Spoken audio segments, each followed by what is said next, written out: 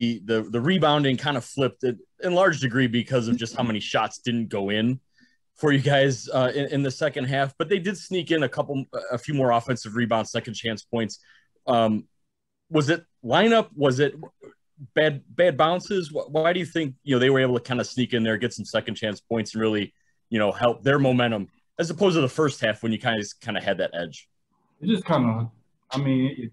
even in the first half, we didn't really rebound the basketball like we were supposed to.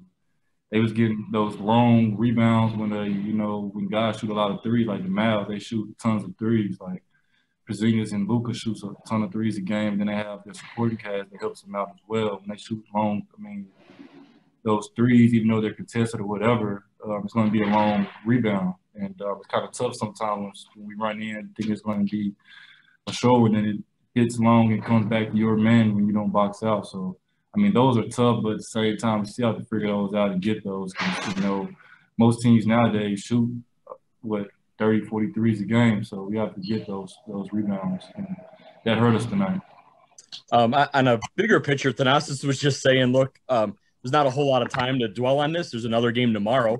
But in that fashion, it is going home and then on the road again for 3-4 days. You have talked a lot about adapting, adjusting. Is this a little much? Is it like where you guys?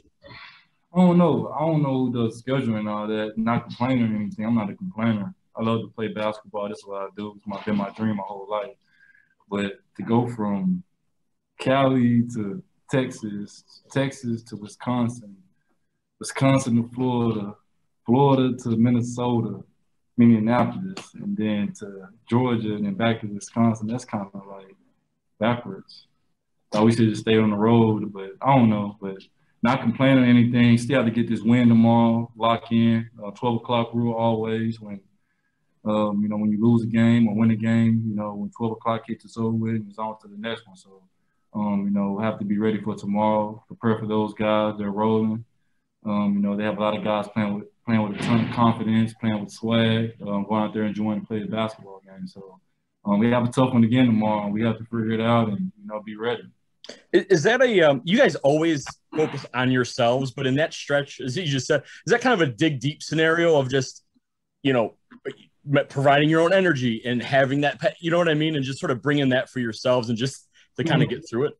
Not really. This is what we do. This is every summer, every year, we play basketball 365 days a year. Either we're working out, we're trying to get our bodies ready, prepared, or whatever it is. This is what we do.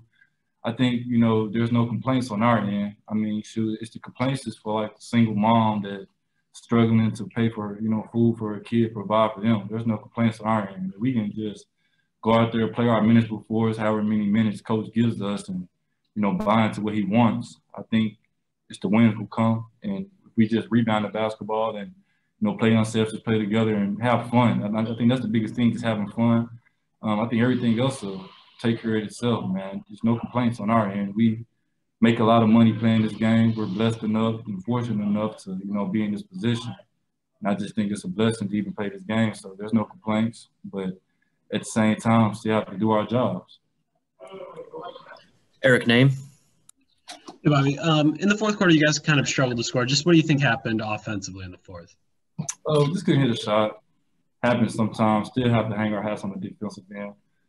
They, credit those guys. They made timely shots. Porzingis made some half-court bombs, look like. He found the swag, hit a couple of those. Then Luka got in his bag, and then our supporting class chipped in and helped out as well. It was a total team effort from them. Hats off to them. They had a stinker last night and came back and, had a big win tonight. So, it's a well-coached team. Bud had said he was actually kind of like proud of Chris that on a night where he doesn't have it going, he still puts up 27 shots. He still is willing to take those shots. So what do you kind of see when you see one of your top guys just not being able to get it to go through? Miss is a miss, man. When you miss a shot, that doesn't matter. Next shot mentality. He has that next shot mentality. He's hit big shots, hit buzzer beaters, he's hit big free throws and things like that. So, a missed shot in the game, that's nothing. When you're playing with a when you play with that type of swag, that type of confidence, I think it just comes from within, you know. It's that moment mentality. He has that. Darius Joshua. Hey, Bobby, a couple times, obviously, you guys have played without Giannis, but I've always been interested kind of Bud sort of switches it up, who kind of starts. Sometimes it's you, sometimes it's Pat. I'm wondering, what do you feel like your role changes, I guess, as a starter without Giannis or when you're still coming off the bench without Giannis? I just try to play my game, no matter starting to come off the bench. You know, come in and provide energy, be myself, try to put the basketball in the hole, go out there, play with swag, play with energy, play with effort. Just try to rebound the basketball like crazy. I mean, that's what I provide to the team. That's how I can impact winning on the basketball team. And I know my game. I know my niche in this league. I just try to be a star in my role, no matter if I'm coming off the bench or starting. I don't really care how to win, but I just want to win games. I've been in the league 6 years now. I've been to the playoffs one time. I just want to win basketball games, you know, playing big moments and, you know, win big games. That's the only thing. That's why I really came to the Bucks for, is to, you know, be in this position, be on a playoff contending team that's winning and, you know, that's, you know, playing together, having fun, playing with swag. I mean, that's what I provide for a team. That's the only thing I know how to do, is be who Bobby Portis is.